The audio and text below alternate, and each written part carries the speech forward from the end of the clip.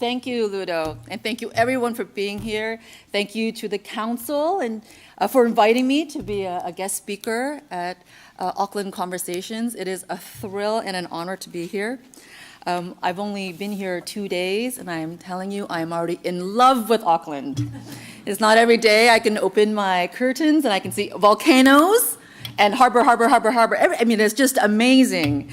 But I don't even have a chance to be homesick because there are also some great reminders of New York City for me here. I see a lot of similarities. Immediately I was blown away by the multiculturalism of the city and the mix of the old and the new in your physical built environment. And there's a very strong sense here of we're not done and we are aspiring to do more. And that's definitely a sensibility and ethos that we have very much so in Manhattan and in New York City. Of course, we've got more in common, maybe not so readily apparent, but we can certainly feel it. You can feel the energy. We are growing cities, Auckland and New York City. And with that comes challenges, certainly.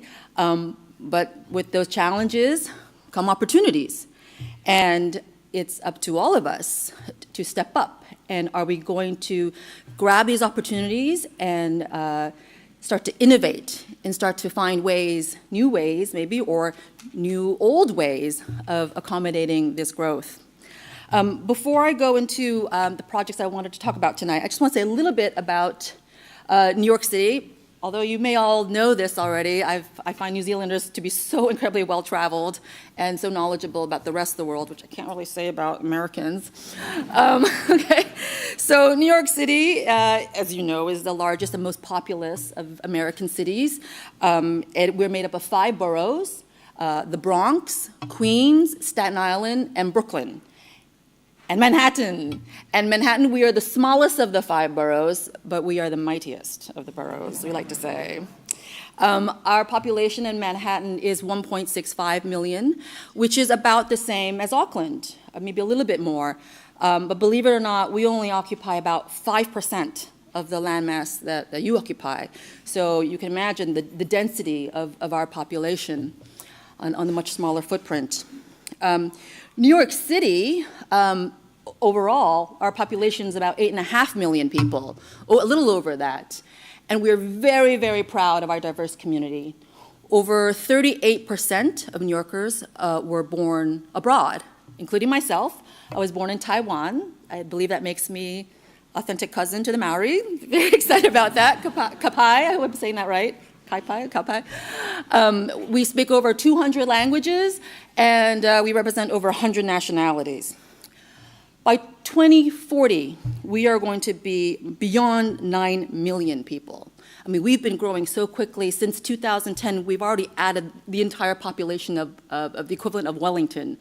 And in just 13 more years, we'll be beyond 9 million. So again, growth poses challenges. You know, in particular, the particular challenges that I've been focusing on and the Department of City Planning have been focusing on is housing, where are people going to live, and affordable housing. You know, can the housing be accessible to all?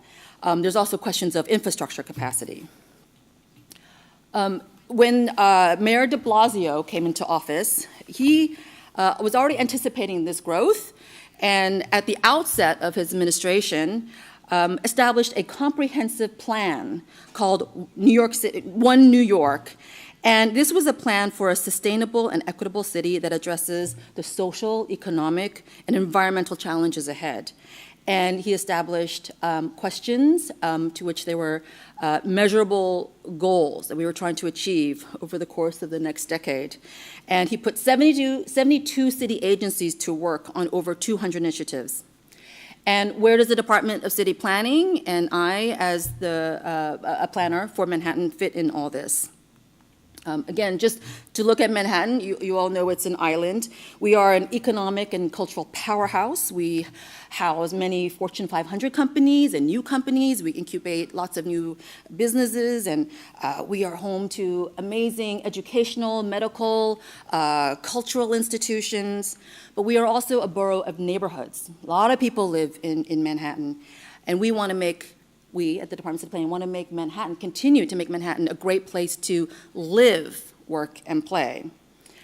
So the challenge to us is, how are we going to accommodate this growth? We are looking to, we are creating what we believe are bold new innovations in planning and zoning. And, I remember when I started out as a city planner 20 years ago, when I said the word zoning, I could see eyeballs literally going back into skulls, like, oh, zoning is so boring. But zoning is actually an incredibly powerful tool to get what we want. It's a powerful tool of the public sector to leverage the private sector to deliver public amenities. And we've gotten so much more sophisticated with zoning over time. In the beginning, when zoning was first established many decades ago, it was quite a blunt tool. We said, okay, let's control bulk use and density. And now we're doing all sorts of very clever things with zoning. The three projects I want to talk about today are Greater East Midtown, Hudson River Park, and East Harlem Neighborhood Study. And within the context of my talk of these three projects, I will talk about some new tools of zoning, and in particular, how we're stepping up our engagement with the community, with the broad stakeholder group, and how we're looking to them to do a lot of pre-planning work in advance of our planning work. And I'll also talk about new tools and new mechanisms to get dollars into the public coffers, and these dollars are coming from the private sector. Okay, so let's start first with Greater East Midtown. GEM, the gem of New York City. We like that acronym. The purpose of this rezoning is to ensure the long-term strength of East Midtown as a premier world-class business district. This is the area that's anchored by the majestic Grand Central Terminal. It has the Chrysler Building, the Sony Building, the Seagram's Building, the AT&T Building. I'm sure you know those buildings. This is the midtown of Park Avenue, Lexington Avenue, Madison Avenue. With all due respect to Queen Street, this is what we believe the best business address in the world, and we want to keep it that way. Let me just show you on a map where Greater East Midtown is. It's east side of Manhattan. It spans about 78 blocks. It's got incredible cachet of old and the new, and we like that. We like that character. There's over 5.6 million square meters of office space. All this red indicates commercial use in the district. So you can see it's an incredible commercial district. There's over 250,000 jobs here. It's a very powerful tax base for New York. This area alone accounts for more than 10% of our commercial real estate tax revenue. It is, of course, home to the iconic buildings I talked about a moment ago, and it's a regional transit hub because of the presence of Grand Central Terminal, which was built just slightly over 100 years ago. Now, the foundation of East Midtown strength is based on the fact that the area is so accessible by transit. So Grand Central Terminal is not only a regional transit terminal, it's also a local subway station. So every day we see over 600,000 trips and transfers coming through Grand Central. And the public, we continue to invest billions into the infrastructure in this area. We are opening up a new regional train station coming from Long Island, so coming from the east to Grand Central Terminal. We're opening that up in about 2022.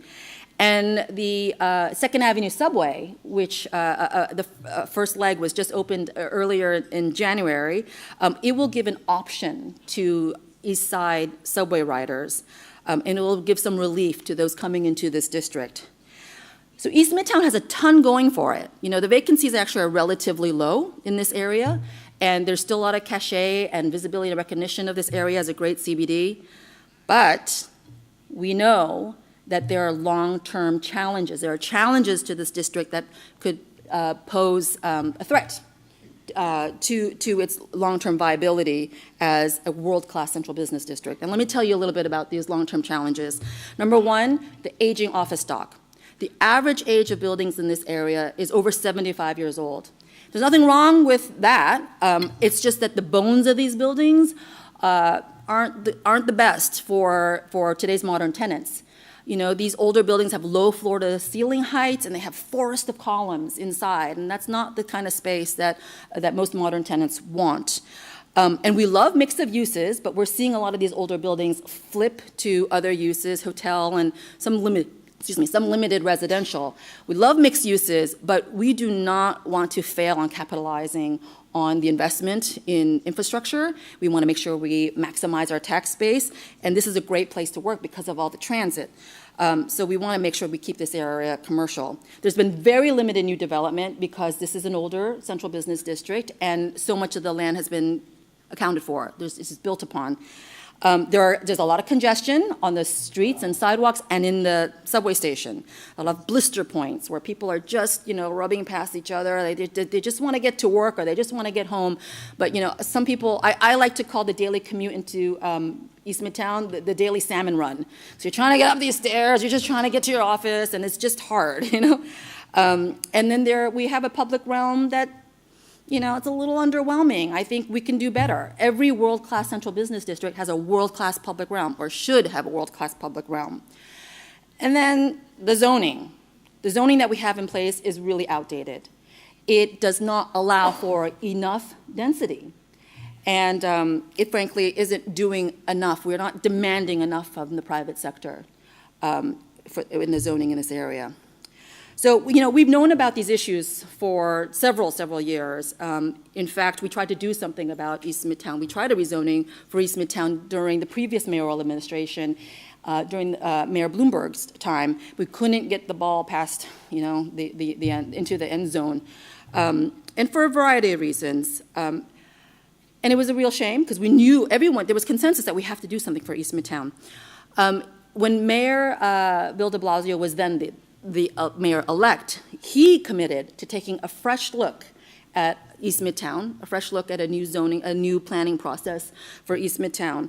And, we all recognize that there was not enough buy-in the previous time we tried this in 2013, so we're going to have to do something different. So the something different was to look to the community, to look to the stakeholders, and have them give us their recommendations first before we come out with the plan. What are the hopes and dreams and expectations of the key stakeholders in this area? And we looked to the elected officials, a local council member, and to the borough president of Manhattan to lead a steering committee. And the steering committee only had 12 members, 12 groups, and it was quite varied. It included labor, it included community boards, a volunteer group of people who dedicate, their time and energy to talking about, major land use issues in the area. We included a civic group, we included the Real Estate Board of New York, we included landmark heritage advocates. So it's quite a varied quite a broad range of stakeholders. But we thought we needed to hear from everyone. And our co-chairs, the Manhattan Borough President and the council member, they did a fantastic job, ushering this process. It was an intense one-year process where they went through a number of issues, historic resources, land use, implementation, public realm, transit improvements. And at the end of the process, and end of the steering committee's planning process, they gave us, the city of New York, an incredibly impressive document which had recommendations for what we should do in East Midtown. And we took these recommendations very, very seriously. They took their job very seriously, and this was not about crowdsourcing. What is a popular thing to do. This was, and I'm not opposed to crowdsourcing. I think Bodie McBoat face is one of the best things to come out of, the internet. But, we really wanted a rigor and discipline, and we got that out of the steering committee. And, so when we got their recommendations, we used it as a springboard, as the solid foundation for our planning work. We look to this consensus-driven document and, to advise us. So we believe that we were off to a great start because we had this community input very early on into our planning process. And our proposal is very faithful to the spirit, if not to most of the letter of their recommendations. Our proposal in the end, it's an as-of-right development framework, which is a very good thing for the development community, right? And it really increased as-of-right density. In some cases, almost double. In Manhattan Central Business District, in this area, the FAR, floor area ratio, the multiplier, your maximum allowed floor area is generally 15 times your lot area. In our proposal, we allowed it to go all the way up to 27 FAR. That's almost a doubling of the FAR. This is really great news for the development community, right? But what do developers have to do? They must do their share. They must do their share. And as I mentioned earlier, every world-class CBD has a world-class public realm. So what is their contribution? Okay, well, there are 3 ways a site can achieve more floor area. So you don't just get the floor area for free. Developer doesn't just get it outright, free and clear. They have to earn their way to this increased floor area.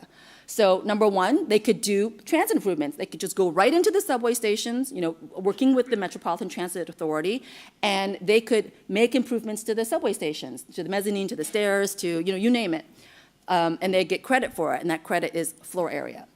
Number 2, you could actually purchase development rights unused development rights from area landmarks and move it onto your property. So here's a little graph of, moving the, people say air rights, it's not really air, it's actually development rights, right? You're moving it over to a development. But guess what? We get part of that. We get part of the value of that increased density. So in our case, we propose that we get 20% of that increased value, and that money goes into something called the Public Realm Improvement Fund. And same thing for rebuilding. This is a little bit more technical, but in New York City, in this area, we have a lot of buildings that are built beyond the 15 FAR maximum, and that's a big disincentive to refresh a building, to take down a building if you can't even achieve your old FAR. Let's say you had an 18 FAR building, and on the books we're saying you can only do 15. You're not going to take your building down and lose those 3 FAR.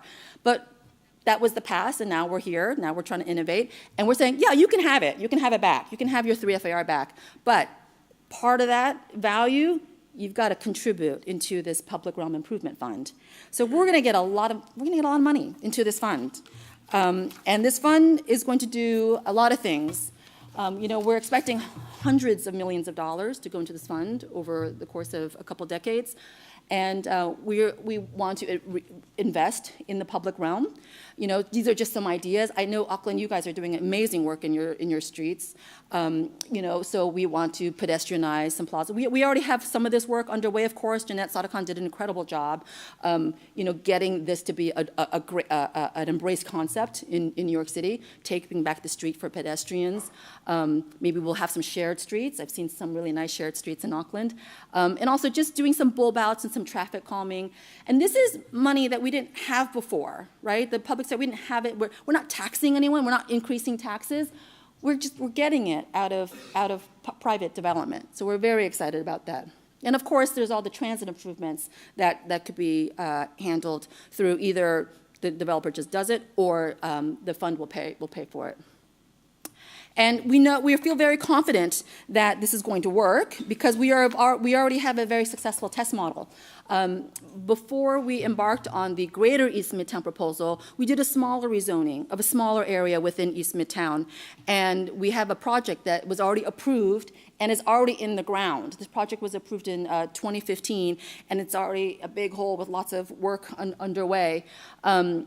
This large building here, I don't know if I have a pointer, but obviously the one next to the words, it's going to be 120,000 square meters of brand new office space.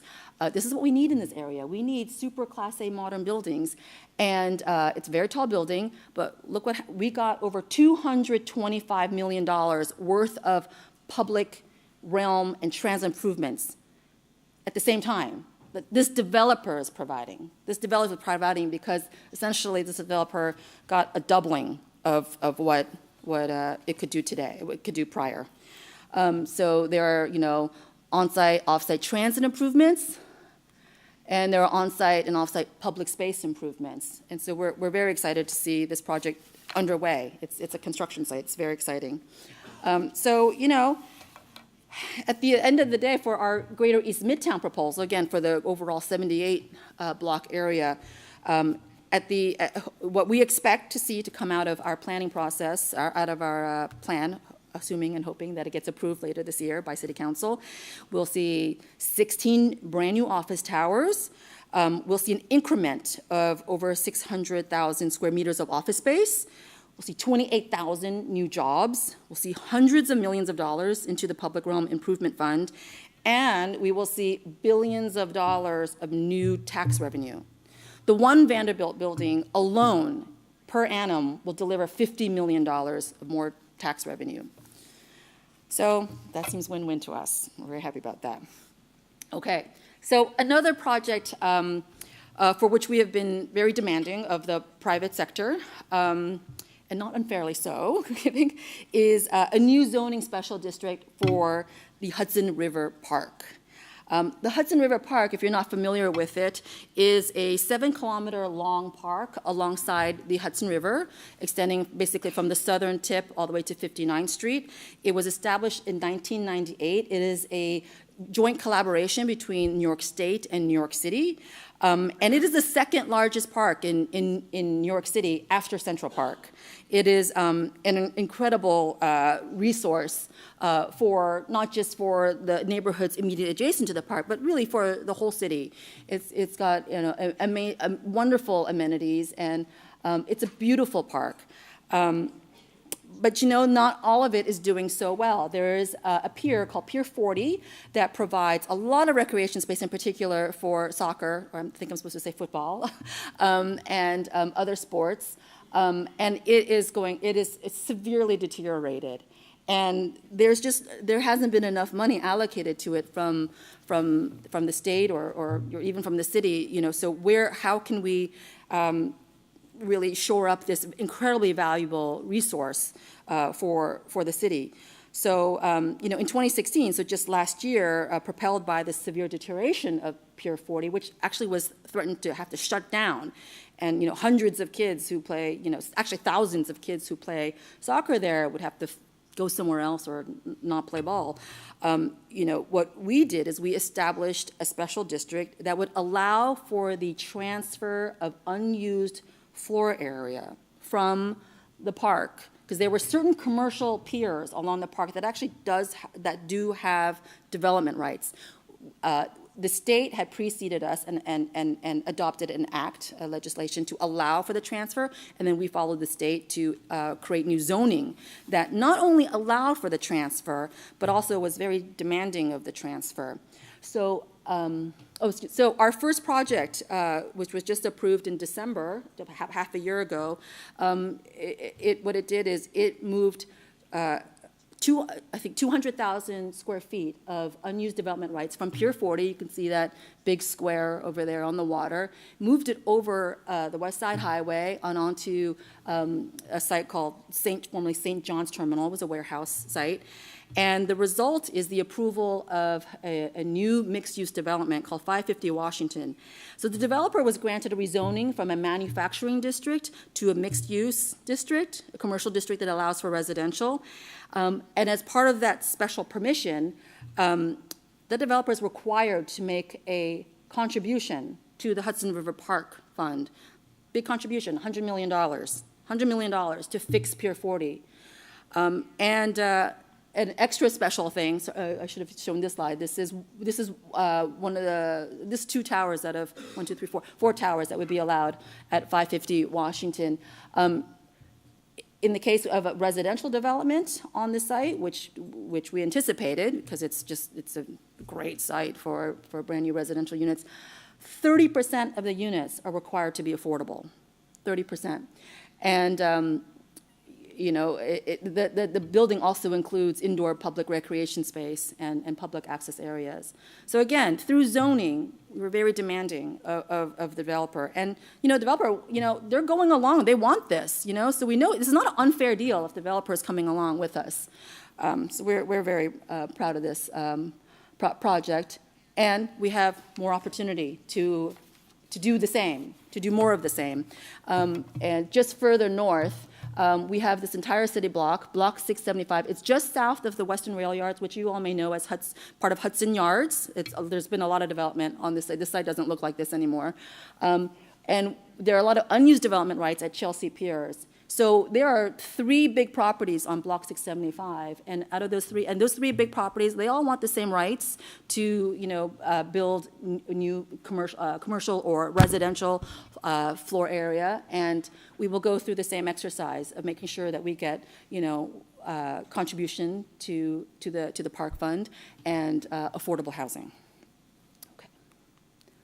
Okay, so the third project I wanted to talk about is our neighborhood study in East Harlem. So now we're going uptown. The major focus of the current administration, the de Blasio administration, is housing, in particular affordable housing. Right now, our city, like yours, we're in the midst of a housing crisis with demand far outpacing supply, and there's a growing gap between household income and household rent. And it's a very serious issue and something that we must address right away. When the mayor came into office, he put his deputy mayor, Alicia Glenn, and Department of City Planning and the Department of Housing and Preservation to task on coming up with a vision, a housing plan for New York. So we've got a 5-borough, 10-year plan.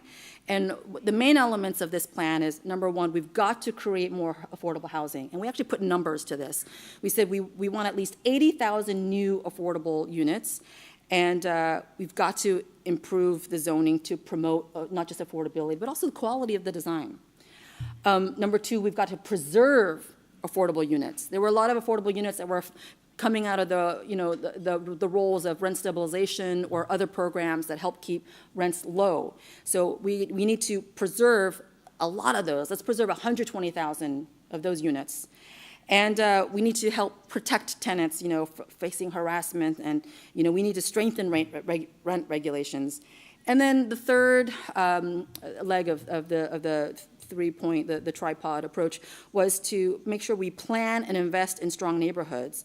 So it's very important that we collaborate with the community in which we are doing rezoning, and we would create neighborhood development funds. We're going to put our money where our mouth is, where we're going to make some changes in neighborhoods by changing zoning. We're going to support the neighborhood with other needs, not just zoning. We're not just going to go there and zone and change the zoning, but we want to make sure we make capital investments in other neighborhood needs. Could be schools, parks, streets, other infrastructure needs, social services, et cetera. One of the major highlights to come out of our efforts in implementing the housing plan was just last year, the city of New York adopted its first ever mandatory affordable housing regulation. It is not the first ever in the United States, but it is the most aggressive in the United States. So in our mandatory inclusionary housing plan, where developers are enjoying an uptick, a significant increase in development capacity, we are demanding that we get at least 20 to 30% of that as affordable housing, permanent affordable housing, permanent. So no matter how many times the building changes hands, those units will forever be permanent. What we had to do is we have to identify areas in the city in which we can apply this mandatory affordable housing regulation, this mandatory inclusionary housing regulation. Because again, our framework is really only valid when there is an uptick, when there is a significant increase in development capacity. So we've identified 7 neighborhoods so far in the city of New York where we can apply MIH, mandatory inclusionary housing. We're looking for areas where it makes sense to increase density. We're not going to do it just because, or throw a dart at a board. We're looking hard for areas that maybe hasn't had much zoning attention, where we see there's been underachieving development, where there's not enough attention, to these areas, because we can do more than zoning. We can also deliver other capital investments and improvements. So we've identified 2 neighborhoods in Manhattan for which where we can apply MIH, and one of them is East Harlem. So East Harlem, very big area, a 96-block area in Upper Manhattan, just east of Central Harlem, and basically east and northeast of Central Park. It has a very rich cultural and social history. It's made it the home of choice for a number of immigrant groups over the years. But again, this area has not gotten much attention from city planning in the past half century, really. It's really long overdue. It's a little bit about the profile of East Midtown, East Harlem. There's a 30% poverty rate in this area. And there's a higher percentage of Latino and African American residents than in the city overall. 45% of the population it depends on some sort of income support. And there's a much higher rate of asthma, obesity, heart disease, and premature mortality. So, there are many issues to address in this area, not just zoning. Okay. Housing, what's happening here in East Harlem, like all of Manhattan is pretty hot. There's just only so much floor area, only so much land left to go. And so there is current real estate pressure. But what we're seeing is that buildings are getting built, but they're all market rate, because existing zoning doesn't demand that much. So it's allowing these buildings to go up with only market rate buildings and sometimes luxury buildings. And it is fueling this kind of real estate activity is fueling the fears of gentrification. So we want to do something right away. We had already launched the East Midtown Steering Committee process, and we thought it was very successful. This project is about a year staggered, not quite a year, staggered after the East Midtown proposal. But we said, let's try that model of the Community Steering Committee here too. And so Melissa Mark Viverito, she's been an amazing leader on the steering committee, and she assembled project partners. So she's also partnering with the Manhattan Borough President, the local community board, and a local civic, an activist group, Community Voices Heard. And she brought together about 24, maybe a little less, 21 groups to participate in coming out with their recommendations to the city. Their planning framework, to deliver to us. And they went through a very intensive year of a lot of meetings. It was very disciplined. This work is really incredible. The people dedicating, their nights and weekends, to convene and talk about a wide range of issues. And it wasn't just a steering committee. They did meet very regularly, but they also opened up certain sessions to the community at large. And we had over 1,500 East Harlem residents come to various public visioning workshops.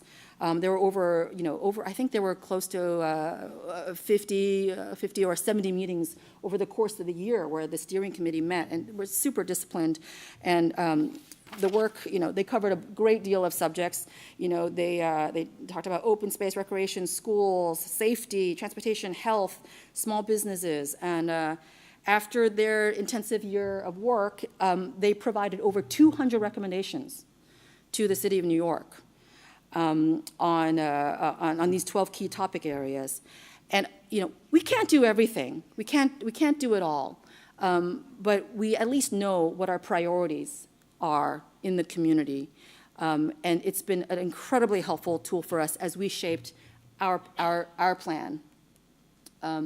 For a moment. The steering committee, they had 3 main objectives when it came to land use recommendations. And that was, number 1, please preserve important East Harlem buildings and reinforce the character.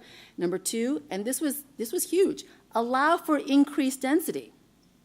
Allow for increased density in select places to create more affordable housing and spaces for jobs.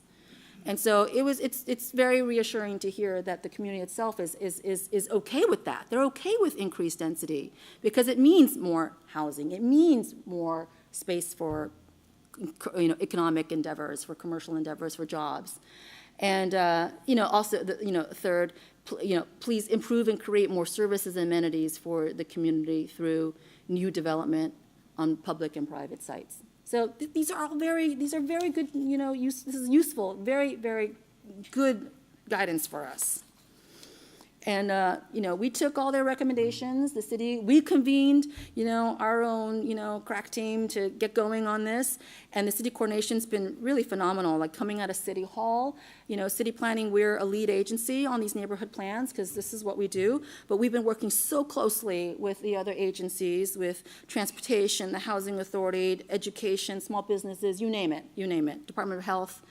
And we've come up with a rezoning proposal where we are targeting certain, streets for more density, certain streets for more housing, certain streets for more mixed use, certain streets for, more highlighting, really emphasizing this area's potential for to be a regional transit hub and to be an amazing regional central business district. We've done all this because we've gotten some great guidance from the community, and we are planning professionals, and so we are using our own expertise, of course, too.